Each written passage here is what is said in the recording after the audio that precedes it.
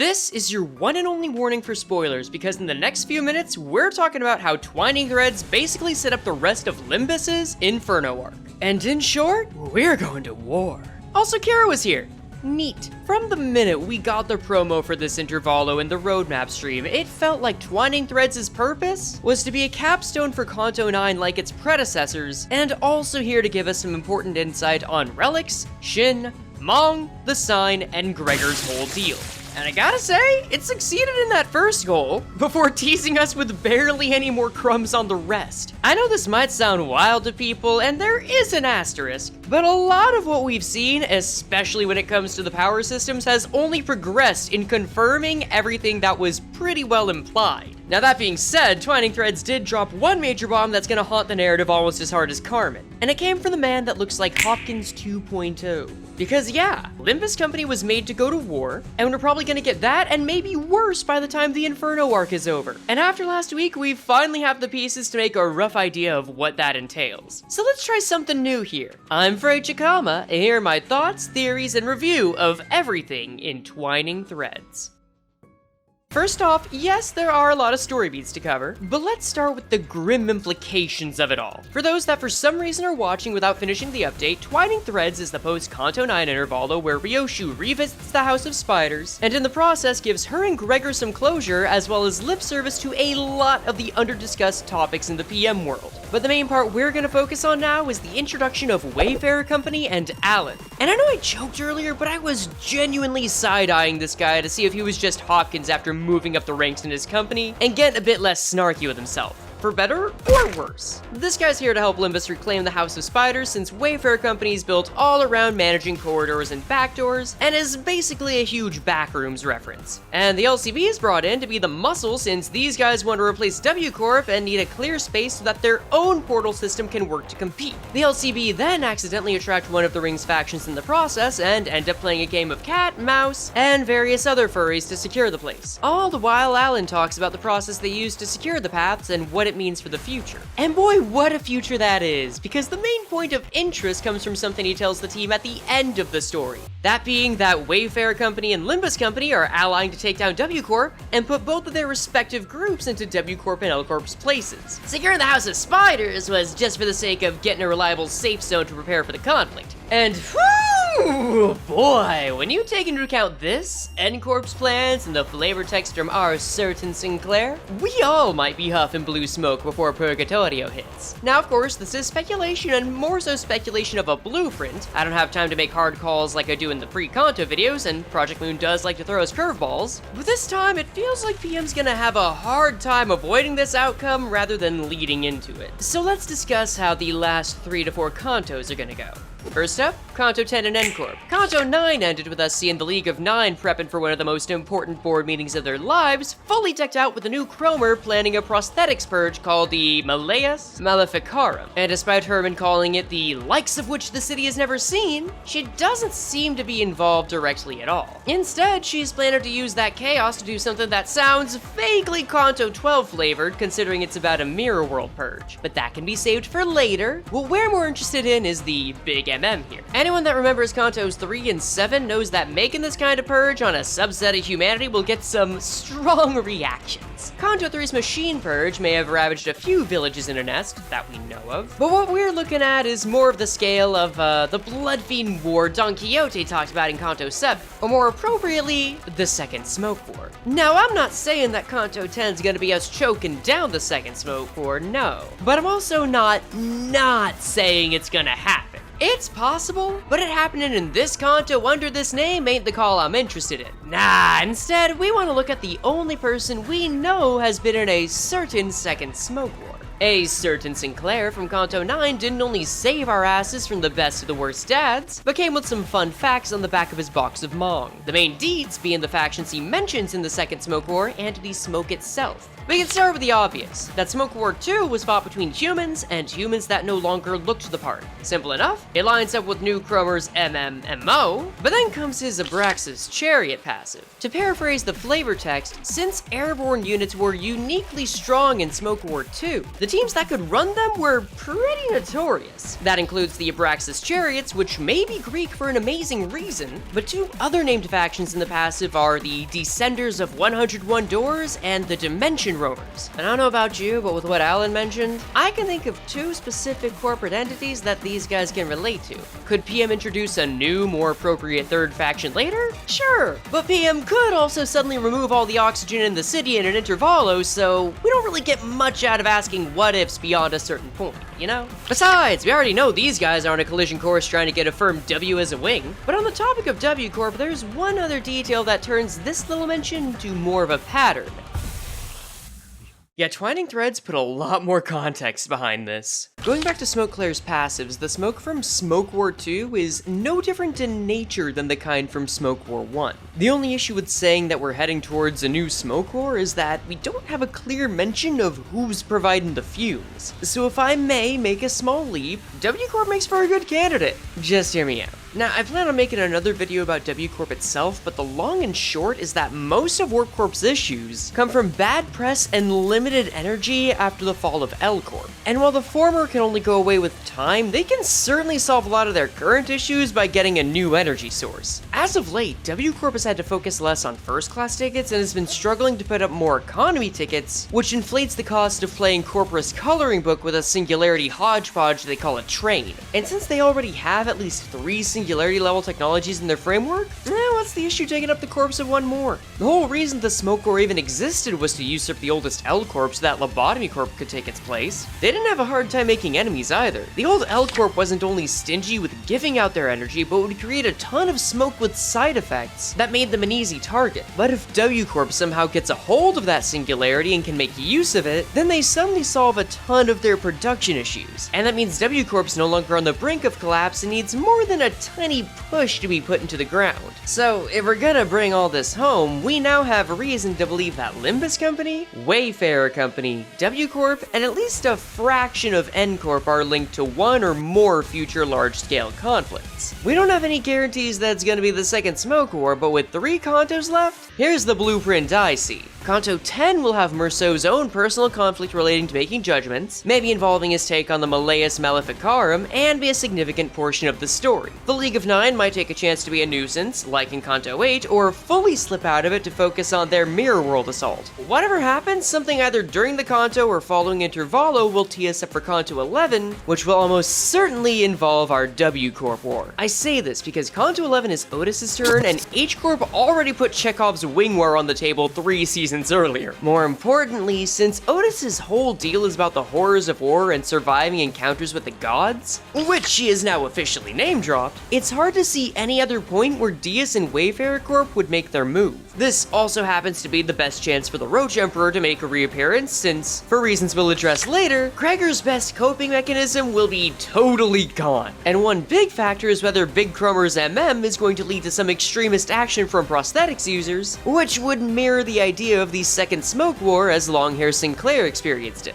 Also, I do want to point out that there are flaws in only having a certain Sinclair as a reference here. The way he phrases his words implies that what he's experienced is after any time he spent with the LCB. But at the same time, he's from a separate future where things unfolded differently. He's not really given any sense that what's happening here is familiar to him. You could reasonably argue that this makes for a catch-22 where the only option is to pick and choose the info that supports a specific theory, but the reason I feel more confident about this is mainly because of PM's writing meta. It feels all but certain with the foreshadowing that we're going to have a war before the Inferno ends, and the info they gave just before this reveal feels conveniently tuned to be relevant to what's in Twining Threads. So while I'm not entirely sold on a second Smoke War, I am open to the idea of there being a war or multiple wars, either starting with N Corp or being a product of their actions in Kanto 10. But lest we forget, there's still Kanto 12. Admittedly, I've got less to pin down about this one since it's so far out, but going off of it being Faust Kanto, Punishing Bird Sinclair's ominous statement to her, and the League of Nine's plans, we're moving beyond city politics and getting into a true mirror world conflict. Because if we think about N Corp's mentality, the League of Nine talks about people in other mirror worlds in a similar way to how the Wings extremists talk about prosthetics users. At least 2 of their members joined because they have some level of animosity towards the other mirror worlds, and since something is guaranteed to shake Faust to her core, there's a strong chance that the Gesellschaft will be in the crossfire.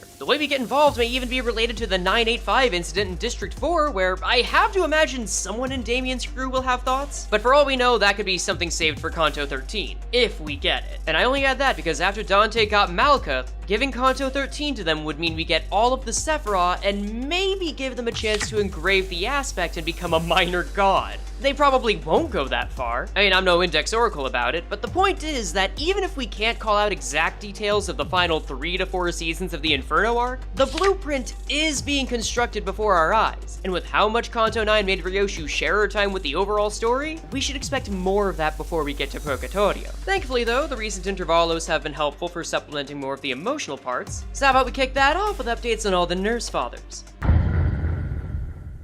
Now, cards on the table, Callisto was always my favorite Spider Dad. In fact, here's the rankings on that, and the rankings as parents for the hell of it. I mean, as parents, the bar may be in the 9th circle of hell, but Callisto at least listened to his daughter, got her into a school, and got angry when Matthias traumatized her. And even if he really shouldn't have, he did make an effort to comfort Ryoshu by building her a special snowman. And since her other options were the petty trinity and a dad she outgrew by age 10, Callisto had the best chance of leaving any impact on her you could define as positive. Though lest we forget, he absolutely would have turned Araya into a living weapon too. And she and Saru sharing nearly the same fate in the end is so sad it's downright hilarious. Speaking of Saru though, holy shit do I have thoughts about that scene. And I would tell you all of them, but it turns out that makes for a stupid long tangent, so that might be its own video later. For now, just know that I found it upsetting in the best way, and knowing that Shiomi didn't just stab her once, but several times until she started wheezing made her immediately the worst Nurse Father both as a character and parent in my eyes. Like Jesus, you do not have a greater civilian casualty than a pet dog.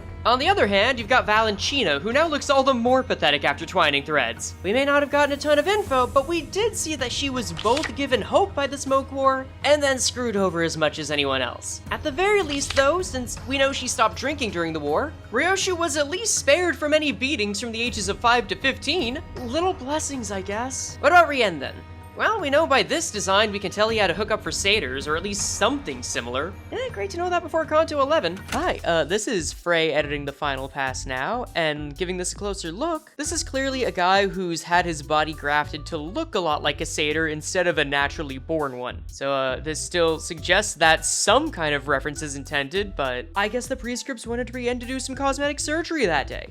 That's all. But upstairs, while seeing just how similar his room layout looked to Roland's from Library of Ruina, the guy comes off more of a sad husk than he ever did with the drawing that's probably from his first daughter. And even if this was another case of punctuating what we already knew rather than a significant lore dump about the guy, I kinda like that. Rien's entire character was made to be a man living a second life that was never really his, so not being able to piece together his entire personality, it feels pretty fitting, like a respect the restraint. Which then brings us to Matthias, who has none of it, and he just keeps getting worse, man.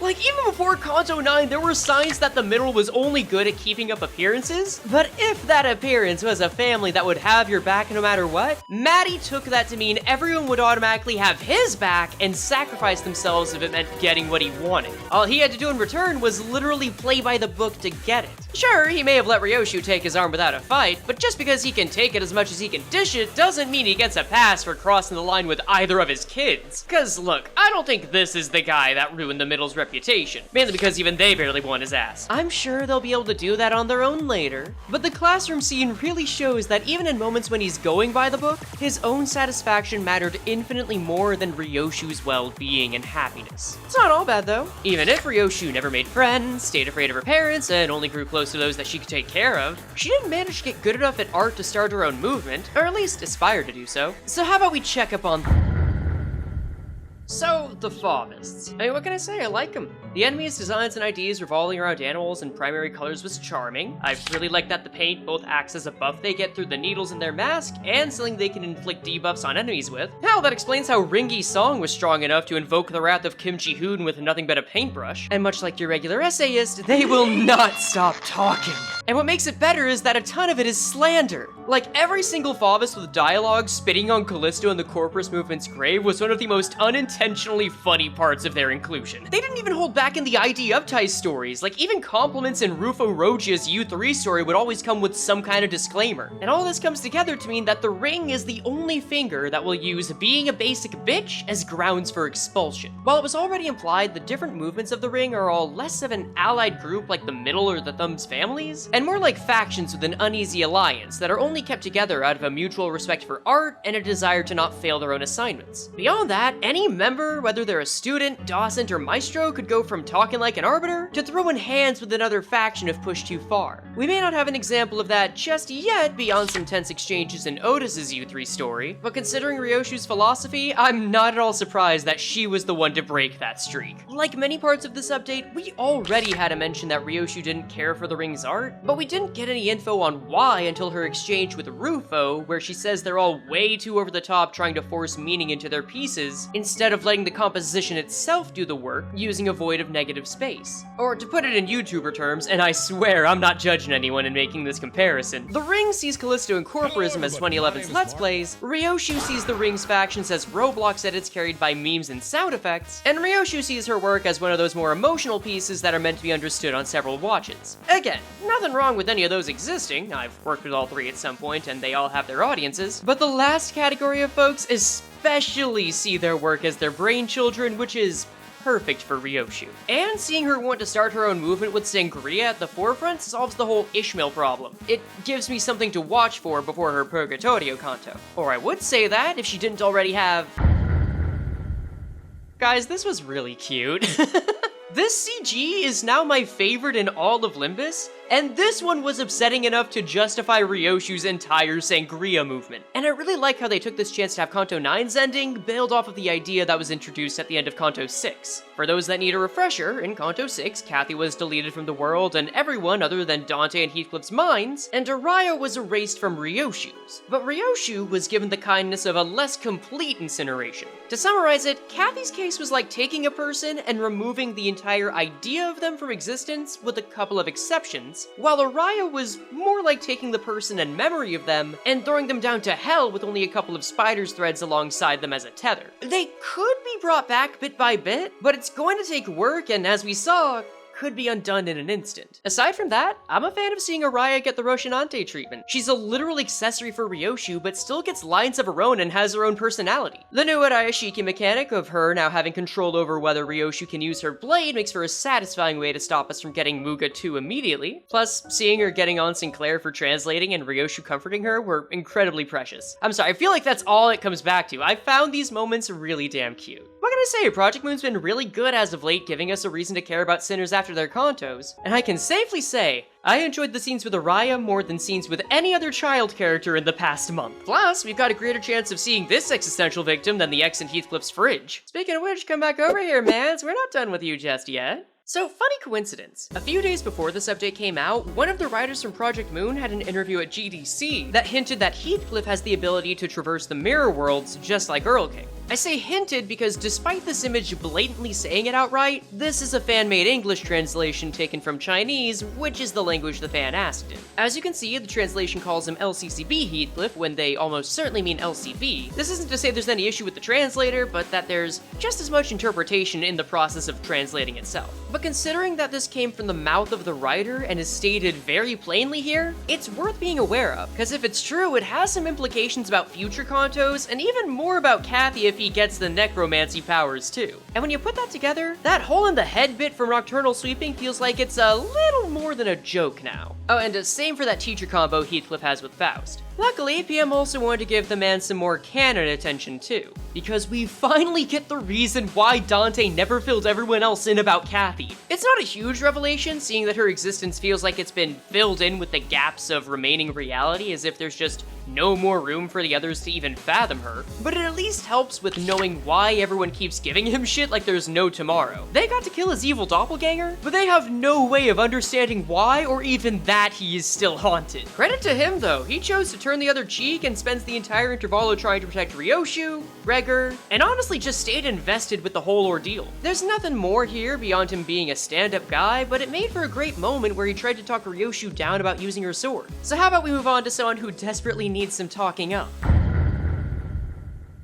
Throughout all of Limbus, I've been convinced that Rhodion's entire existence was made to suffer. And while yes, she is, holy shit did they do Gregor so dirty here. And I don't mean by not giving him material, no. As far as screen time goes, this is about as much as we could expect for the C plot of an intervalo. Gregor got to talk with the closest character we have to a therapist in the crew and followed the trend of confirming what had already been implied. Gregor's arm didn't go off just because he was fighting hostiles, it went off because he was put in a position to feel right smack dab back in the smoke war and his body acted accordingly. And while yes, it led to my favorite scene in the convo where both characters involved got to eat in different ways, it also nearly broke Gregor forever. You gotta remember that we were lucky to even have Virgilius even here, since letting him alone for too long would have made the changes permanent. And as he puts it, the man is now a walking time bomb, so this really could not go unaddressed. Which brings me to another point. I was not expecting Gregor to square up and face his fears, only to be blindsided by his old workplace, which is so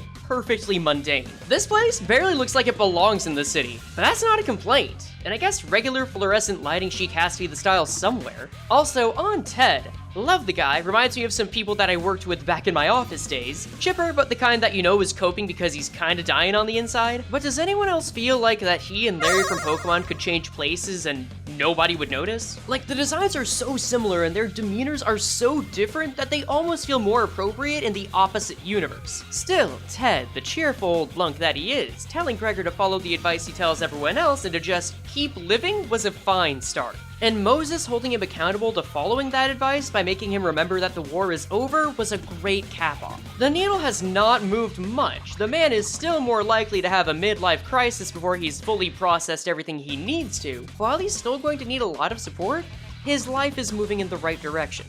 And then Alan set him back to square one. Like, holy shit, this is the cruelty I'm talking about. Gregor's been avoiding any leadership position since he was a teenager, especially being a lead in power. And now the man is a time bomb that's at risk of going off whenever we start seeing blue vapor. It's incredibly soul-crushing, and the timing is cosmically hilarious. But that's where all my praises for this intervalo run out. Let's talk about the biggest nothing burger this update, the sign.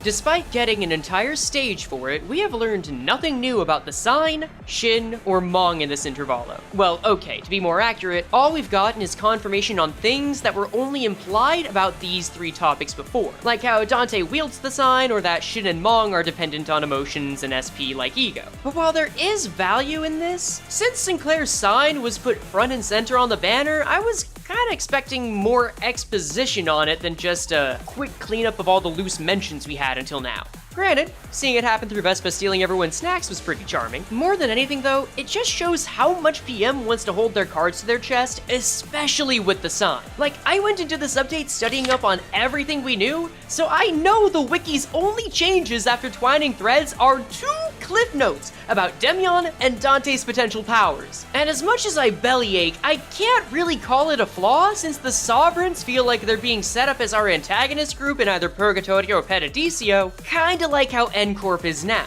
What it really means is that even if something takes up space in an event's promo art, it's not guaranteed to get a big lore dump in the project proper. Let's see, what else?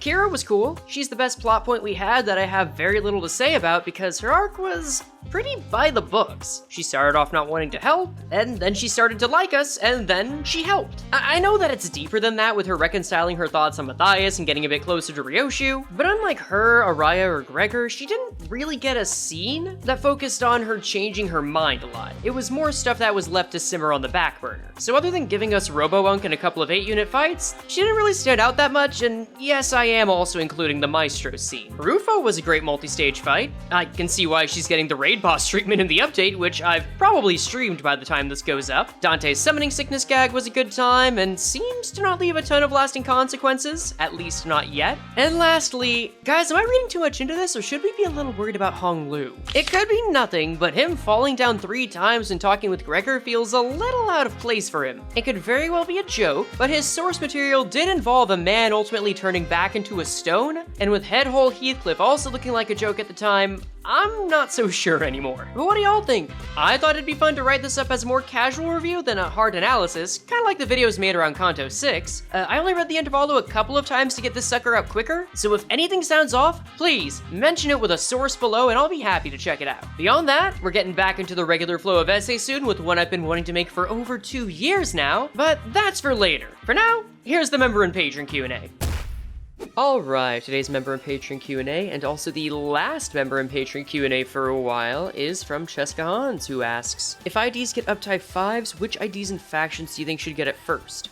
That's actually a tricky one, because unlike Ego, IDs feel like they're meant to be somewhat power-scaled by the story of Project Moon, whereas Ego are meant to be, like, splashable. Like, it feels like the idea of the Technology Liberation Alliance being around the same level of ability, not just, like, experience level but ability as the Blood Fiends, isn't something they really intend, but I think that still leaves room for opening up uptype 5s for IDs that didn't feel like they paid off their concept well. So if we play by those rules, I guess I'd either go with the South Zwei Association or the Seven Association. And that's only because we don't tend to hear a lot about what's going on with those guys, except for maybe 1 or 2 IDs, and they're not always in a good way. Because I feel like the Zwei Association could do a lot more with the idea of being a defensive playstyle, whereas the Seven Association, I mean, I think the way the story is going, we could get another ID from them any day, but it does feel like they've been put off to the wayside, so I think it's pretty fitting. Now, that being said, this is intended to be the last member and patron Q&A for a while, for a few reasons. I really just feel like a lot of the questions are starting to get either repetitive or from the same people, and I think that's just natural whenever you make a segment like this and have more videos coming out at a quicker rate than you expect. So rather than just trying to elongate it for a while, let's just